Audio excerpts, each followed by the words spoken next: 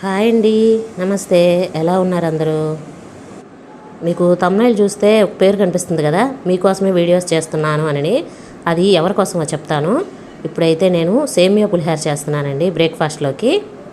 నిన్న మొన్న అయితే అస్సలు ఓపిక లేదండి. శివరాత్రి కదా, ఒక్క పొద్దు జాగారం ఇవి చేసే వరకు నిన్నంతా ఫుల్గా నిద్రపోతూనే ఉన్నాను. టిఫిన్ చేసి పడుకున్నాను, మధ్యాహ్నం పడుకున్నాను, రాత్రి కూడా ఫుల్గా నిద్ర వచ్చేసింది. ఇంకా నిన్నైతే వీడియో ఏం తీయలేదు, ఏం చేయలేదు. ఇంకా ఈరోజు మార్నింగ్ వీడియో తీసి దీన్ని ఎడిట్ చేసి వాయిస్ అయితే ఇచ్చేస్తున్నాను. ఓపిక లేదు, అయినా కూడా వీడియో అయితే తీశాను. మీకోసం అని చెప్పాను కదా, అది ఎవరంటే నా వీడియోస్ బాగా వెళ్ళకపోయినా సరే కనీసం ఒక 200-250 మెంబర్స్ అయితే కంటిన్యూగా చూస్తున్నారు.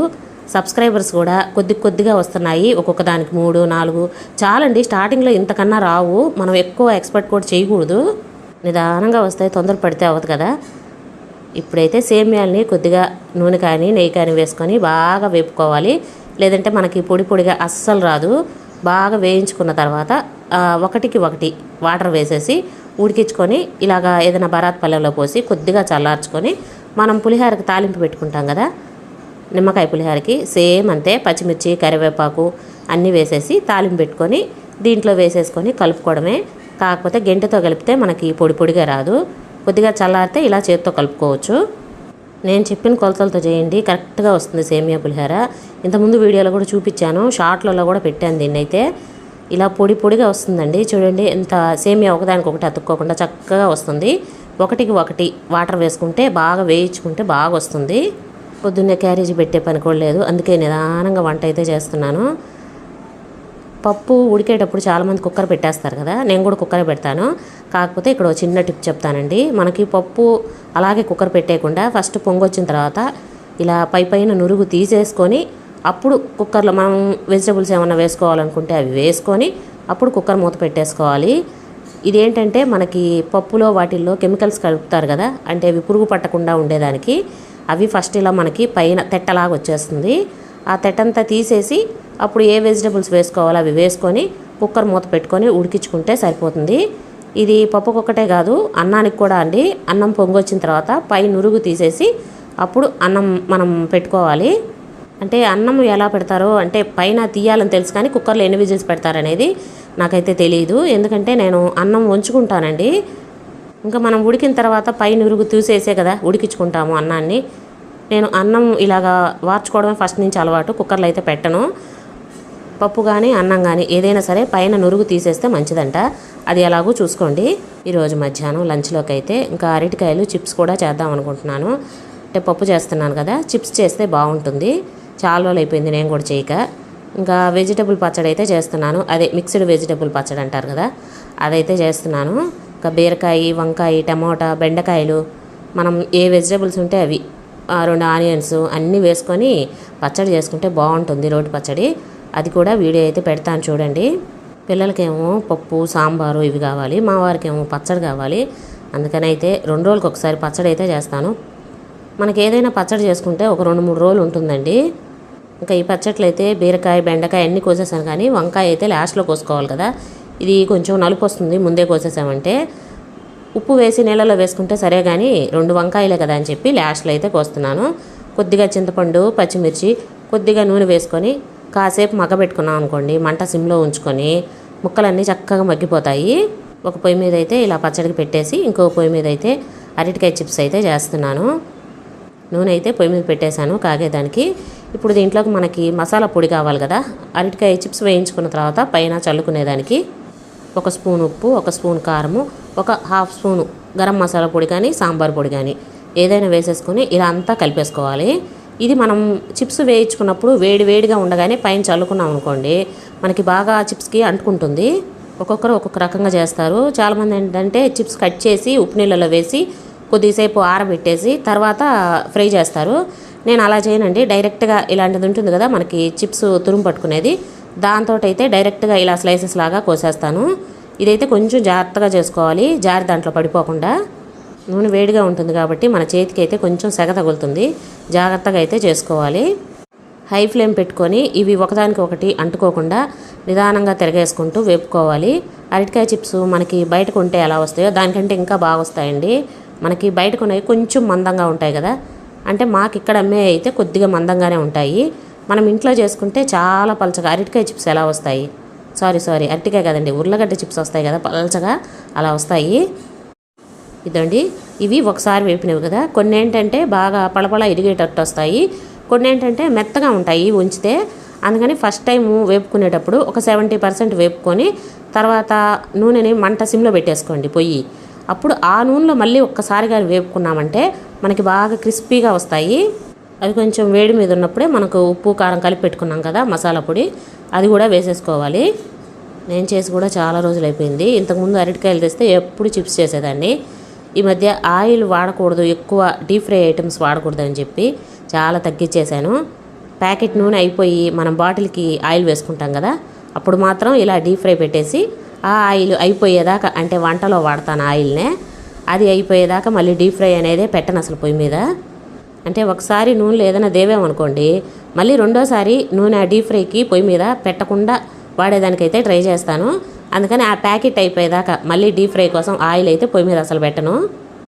ఇదండి, రెండోసారి మనము వేపుకున్నాం కదా, చాలా కలర్ వస్తాయి. ఫస్ట్ సారి వేపుకున్నప్పుడు కొంచెం తెల్లగా ఉంటాయి, రెండోసారి కూడా మళ్ళీ వేపుకున్నాం అనుకోండి ఇలాగ ఎర్రగా వస్తాయి. మనం ఇంకా దీంట్లో మసాలా కూడా వేసేసుకుంటే సరిపోతుంది. పప్పు చేసి ఇలా చిప్స్ చేసామంటే ఒక్కరోజుకే ఖాళీ అయిపోతాయి. ఇంకా పచ్చడి అయితే చేస్తున్నాను. కొద్దిగా నూనె వేసి వాడ్చుకున్నాం కదా, పచ్చిమిర్చి, టమోటో, చింతపండు ఇవి మాత్రమే మిక్సీ పట్టుకోవాలి. మిగతా ముక్కల్లో ఈ పచ్చడి మిక్స్ చేసుకుంటే సరిపోతుంది. మనం రోట్లో దంచుకున్న ఇంతేనండి, సేమ్. ఇదండి, ముక్కలన్నీ మగ్గిపోయాయి కదా. దీంట్లో టమాటో, పచ్చిమిర్చి, చింతపండు, కొద్దిగా ఉప్పు, కావాలంటే వెల్లుల్లి, కొత్తిమీర కూడా వేసుకోవచ్చు. నేనైతే ఇప్పుడు వెల్లుల్లి, కొత్తిమీర రెండు వేయలేదు. ఇది వచ్చేసి అన్నంలోకి, సంగట్లోకి అన్నిట్లోకి బాగుంటుందండి. ఒక 2-3 రోజులు ఉంచుకోవచ్చు. సంగటి చేసుకున్నప్పుడు దాంట్లోకి కూడా బాగుంటుందని పచ్చడి అయితే చేస్తున్నాను. ఇదైతే ఎన్నిసార్లు చూపించాను ఈ పచ్చడి చేయడం అయితే. సరే, చూడని వాళ్ళు చూస్తారని చెప్పి మళ్ళీ కూడా ఈ వీడియో అయితే షేర్ చేస్తున్నాను. కానీ లేదంటే ఆల్రెడీ చూపించాను కాబట్టి ఈ వీడియో అయితే షేర్ చేయకూడదు అనుకున్నా. కొత్త వాళ్ళు చూస్తే వాళ్ళకి కావాలి కదా, అందుకని వీడియో అయితే పెడుతున్నాను.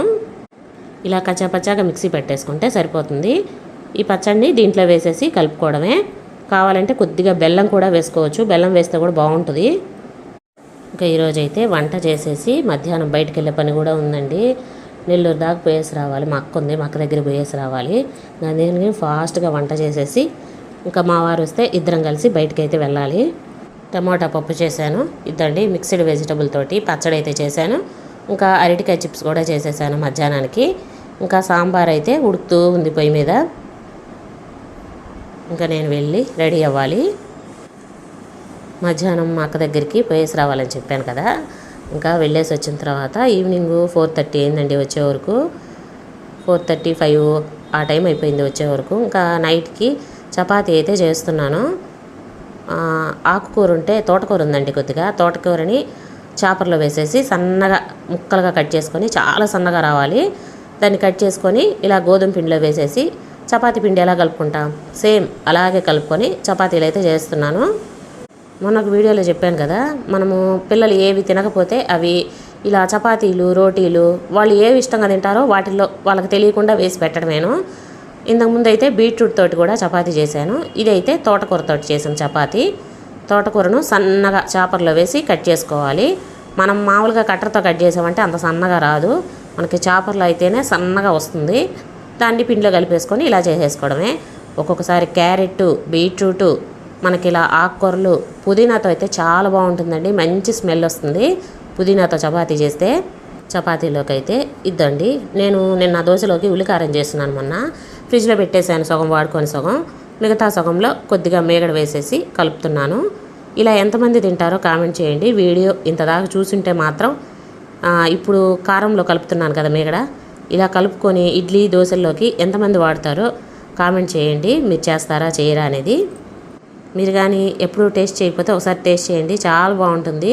దోశల్లోకైనా, చపాతీల్లోకైనా, ఇడ్లీలోకి కూడా చాలా బాగుంటుంది. మనం దెబ్బరొట్ట అవి వేసుకుంటాం కదా, వాటిల్లోకి కూడా. మాకైతే ఆల్ ఇన్ వన్ అండి ఇదైతే.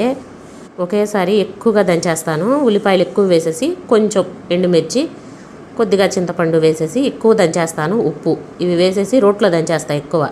ఇంకా ఇడ్లీ పెట్టినా, దోశ చేసినా, చపాతీ చేసినా అన్నిట్లోకి సరిపోతుంది. దీంతోపాటు కొంచెం చిక్కుడుగాయలు ఉంటే టమాటో వేసేసి కూరలాగా చేశాను. ఇదైతే రైస్లోకి కూడా బాగుంటుందండి. నేను చపాతీలోకి అయితే చేశాను. తోటకూర చపాతీ, ఇంకా ఉల్లికారము, చిక్కుడుగాయ కర్రీ. ఈ రెసిపీ అయితే ఆల్రెడీ నేను షార్ట్స్లో పోస్ట్ చేశానండి. అందుకని ఇదైతే లాస్ట్లో పెడుతున్నాను, కర్రీ ఎలా చేసుకోవాలనేది. మీకు కావాలంటే కర్రీ ప్రిపేర్ చేసుకునేది కూడా చూపిస్తున్నాను చూడండి. కొద్దిగా ఆయిల్ వేడి చేసుకొని పోపు దినుసులు వేసేసుకొని వేపుకోవడమే. దీంట్లో సన్నగా కట్ చేసుకున్న టమాటో, ఉల్లిపాయలు వేసేసుకొని ఒక్కసారి కలుపుకొని మనం ముందుగా చిక్కుడుకాయలు ఉడికిచ్చి కడిగి పక్కన పెట్టేసుకున్నాను, అవి కూడా వేసేసుకోవాలి. ఎందుకంటే చిక్కుడుకాయలు మనం ముందుగా ఉడికించుకోలేదు కదా, ఈ టమాటోలతో పాటు మనకి మగ్గిపోతాయి. దీంట్లో ఉప్పు, కొద్దిగా పసుపు వేసేసి ఒక 10-15 నిమిషాలు సిమ్లో ఉంచుకొని మూత పెట్టుకొని ఉడికించుకోవాలి. దీంట్లో కారం కోసం పచ్చి కొబ్బరి, ఉప్పు, వెల్లుల్లి, పచ్చిమిర్చి మిక్సీకి వేసుకొని ఇలా మెత్తగా పేస్ట్ లాగా చేసేసుకోవాలి. ఇప్పుడు దీంట్లో వేసేసి మనం ఇంకొక 10 నిమిషాలు మగ్గించుకున్నాం అనుకోండి. ఇదంతా కూడా సిమ్లోనే చేసుకోవాలండి. మగ్గించుకున్నామంటే మనకి కూర అయితే చాలా టేస్టీగా ఉంటుంది. ఈ కొబ్బరి, వెల్లుల్లి ఇదంతా కూడా కొంచెం కుక్ అవుతుంది. ఇలా చేస్తే ఒట్టి కూరే తినేస్తారండి. ఒకసారి ట్రై చేసి చూడండి. Thank you.